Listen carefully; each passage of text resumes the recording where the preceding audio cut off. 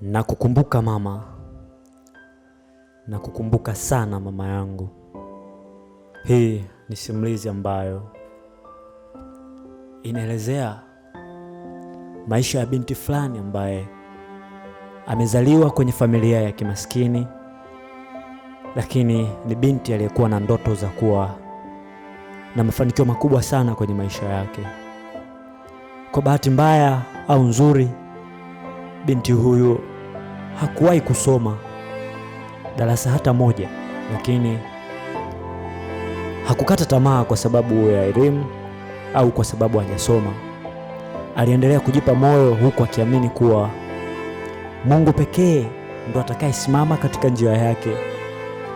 Mungu pekee ndiye anayetoa, na aliamini kwamba kuna siku ndoto yake itatimia. Kuna siku atafanya yale mambo makubwa ambayo anayatarajia. Kuna siku yeye atakuwa kinara kusaidia familia yake. Kuna siku wataondokana na maisha ya kimaskini. Siku moja binti alikaa chini na kutafakari kwa muda mrefu sana kwamba angefanya nini ili aweze kuondokana na maisha magumu. Angefanya nini ili kuweza kuanza safari ya ndoto zake. Ndipo alipoamua kuchukua maamuzi ya kutaka kuondoka nyumbani kwao na kwenda mji wa mbali sana, ambapo aliamini kuwa baada ya kufika katika mji huo angekuwa na 80% za kuweza kutimiza ndoto yake.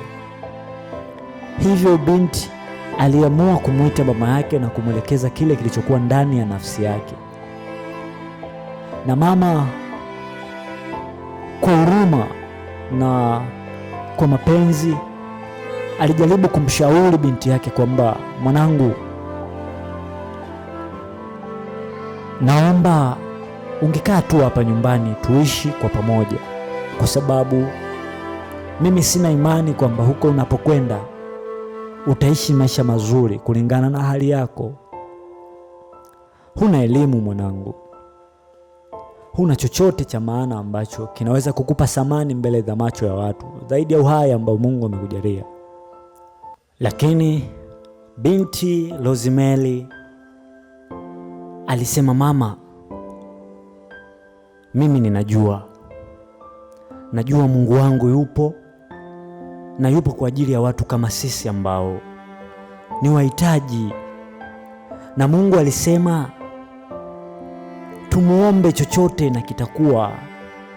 Mimi nimemwomba Mungu sana ili niweze kutimiza ndoto zangu, na ninaamini ya kwamba Mungu atatenda kwa ajili yetu, kwa sababu mama, haya maisha tunayoyaishi ni maisha mabaya sana.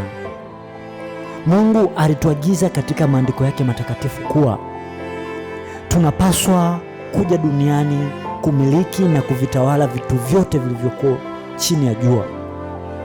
Tulipewa access ya kutawala. Hatupaswi sisi kuwa maskini. Mungu hajapenda kutuumba sisi tuje kuwa maskini, wala sio lengo lake, ila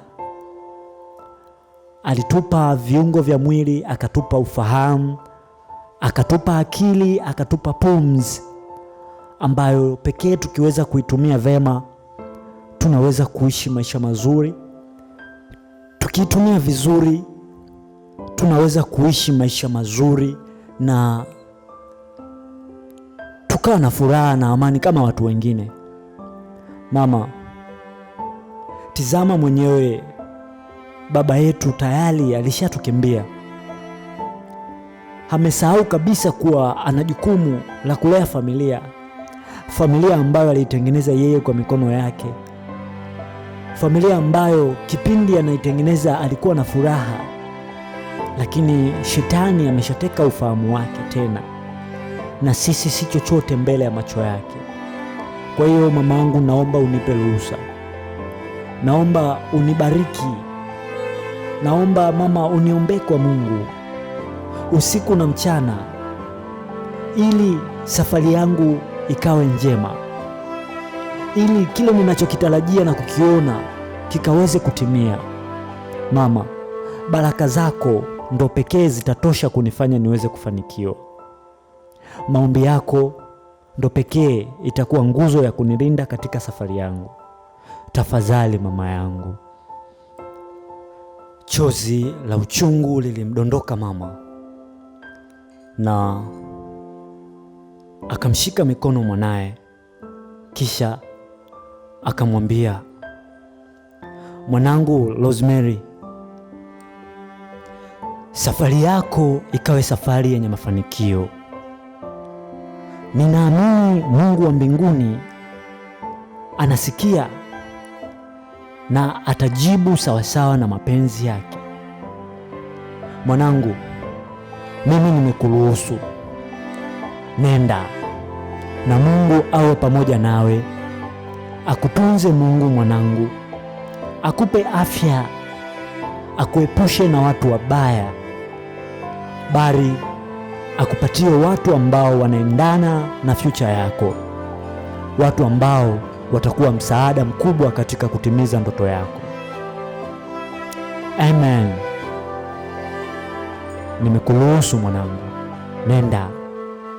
Rosemary alifurahi sana, kisha akamwambia mama, ondoa shaka. Mimi ninaamini Mungu analo kusudi kwa ajili yetu, na kuna mambo mengi sana ambayo Mungu atakwenda kuyatenda juu yetu. Nashukuru sana mama kwa upendo wako. Nashukuru kwa kuheshimu maamuzi yangu, nami ninaahidi sitokuangusha. Je, unadhani ni kipi ambacho kiliendelea baada ya hapo? Baada ya Rosemary kuondoka nyumbani na kwenda sehemu ambayo anaamini kwamba anakwenda kupambania ndoto zake, yako mengi sana yalijiri. Ili kujua nini kinaendelea, usikose kufuatilia sehemu ya pili ya simulizi hii. Ni mimi Gamba the Great, nipo kukuletea simulizi tamu ya kisa cha Rosemary, binti shujaa, binti jasiri, asiyekata tamaa. Simulizi pendwa iitwayo Na Kukumbuka Mama Yangu. Usisahau kusubscribe, kucomment na kushare ili uwe wa kwanza kupata notification zetu kipindi tutakapoachia vipindi vyetu.